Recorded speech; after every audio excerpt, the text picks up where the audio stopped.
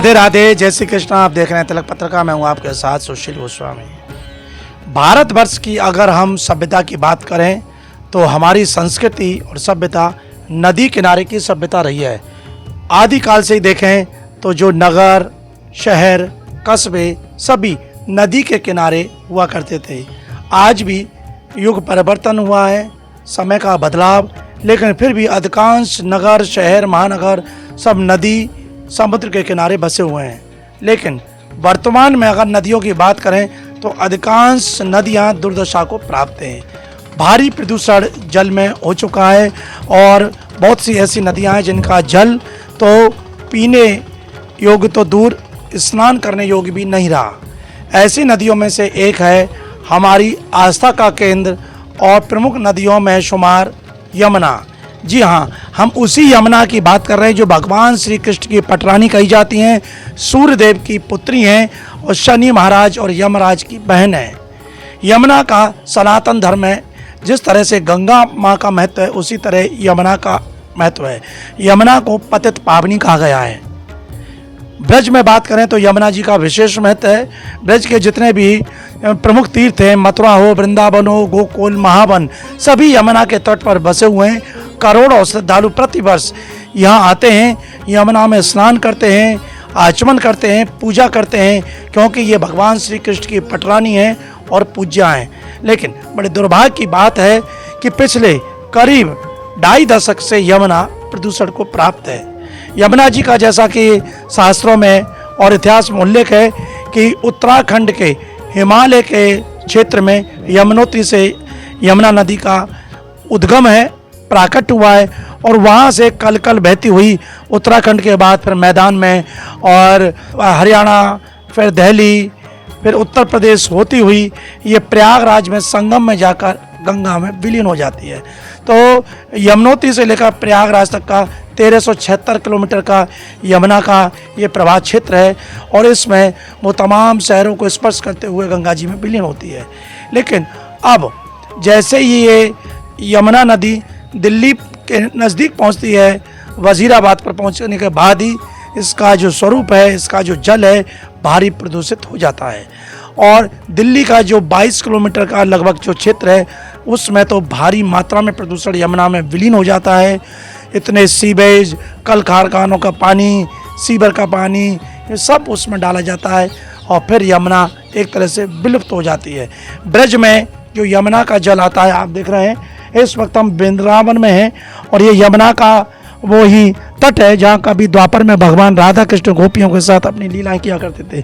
लेकिन आज ये यमुना का जल दुर्दशा को प्राप्त है। श्रद्धालु आते तो हैं, आस्था के साथ आचमन करते हैं, पूजन करते हैं, लेकिन कहीं ना कहीं उनकी भावना आहत होती है, मन में एक पीड़ा होती है।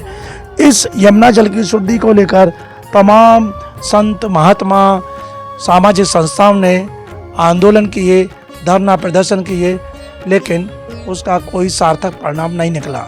सरकारों की बात करें तो केंद्र सरकार और उत्तर प्रदेश सरकार ने अब तक कई हजार करोड़ रुपए यमुना शुद्धिकरण के नाम पर खर्च तो कर दिए, लेकिन स्थिति बद से बदतर होती गई।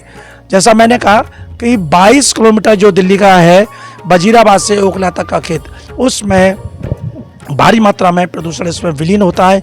और सबसे चौंकाने वाली बात तो यह है कि दिल्ली के अलावा जैसे ही ओखला से निकलते हैं वहाँ गाजियाबाद, नोएडा साइड से जो हिंडन नदी, काली नदी का विषैला जल आता है वो भी इसमें मिलता है और उससे भी प्रदूषण होता है। तो कुल मिलाकर हम ये कहें कि इसको शुद्ध करने की जिम्मेदारी जितनी दिल्ली की है, जितनी केंद्र सरकार की है, उतनी उत्तर प्रदेश सरकार की है।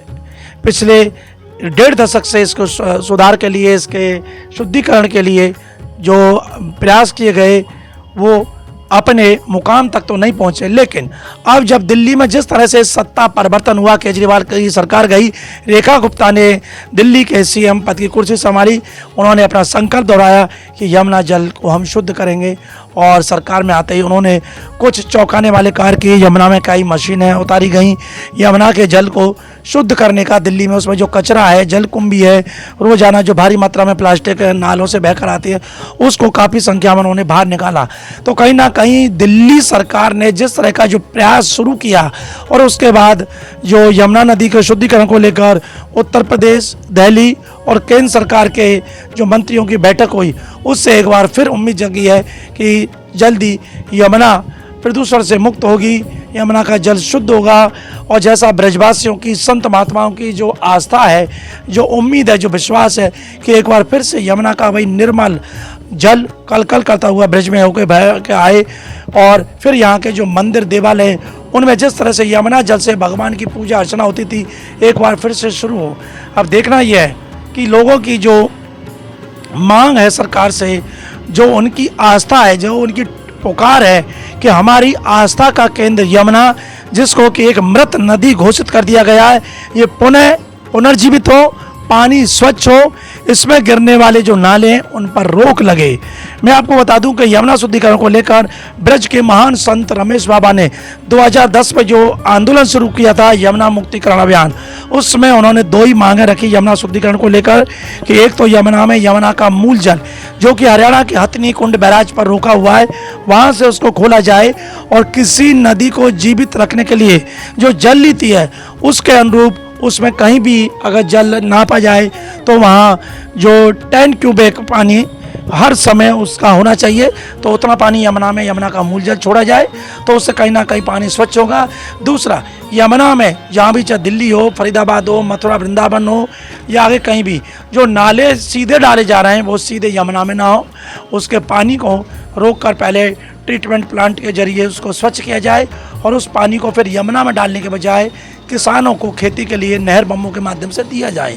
तो जब गंदा पानी यमुना में गिरना बंद हो जाएगा और यमुना का मूल जल आगे हथनी कुंड से जब आएगा, तो यमुना का पानी स्वतः ही स्वच्छ हो जाएगा।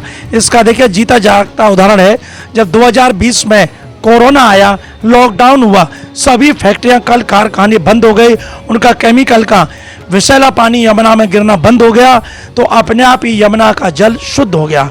और फिर वो शुद्ध पानी सबने देखा, और केंद्रीय प्रदूषण नियंत्रण बोर्ड की रिपोर्ट भी है कि बिना किसी प्रयास के यमुना का जल शुद्ध हो गया।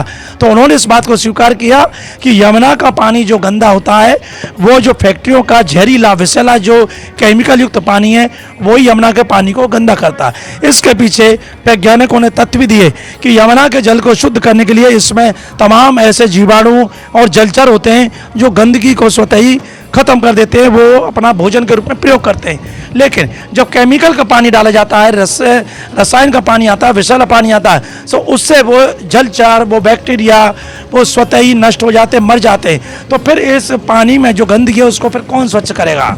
तो इसलिए बहुत सारे ऐसे पहलू हैं, इन पर अगर सरकार ध्यान दे तो निश्चित ही यमुना का जल भी स्वच्छ हो जाएगा, और करोड़ों लोगों की जो आस्था से जुड़ी हुई है उन्हें कहीं ना कहीं राहत मिलेगी, प्रसन्नता भी होगी।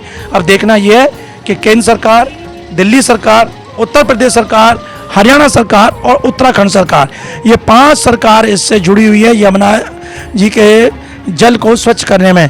क्योंकि उत्तराखंड से यमुना का उद्गम है, उसके बाद वो हरियाणा में आती है, हरियाणा से फिर वो बहती हुई दिल्ली आती है, दिल्ली से फिर फरीदाबाद में हरियाणा, और फिर उत्तर प्रदेश होती हुई प्रयागराज में विलीन होती है। तो पांचों राज्य जब एक साथ मिलकर काम करेंगे तो निश्चित कोई ना कोई सफलता प्राप्त होगी। तिलक पत्रकार के लिए अपने साथी कैमरा पर्सन रिंकू वर्मा के साथ वृंदावन से मैं सुशील गोस्वामी।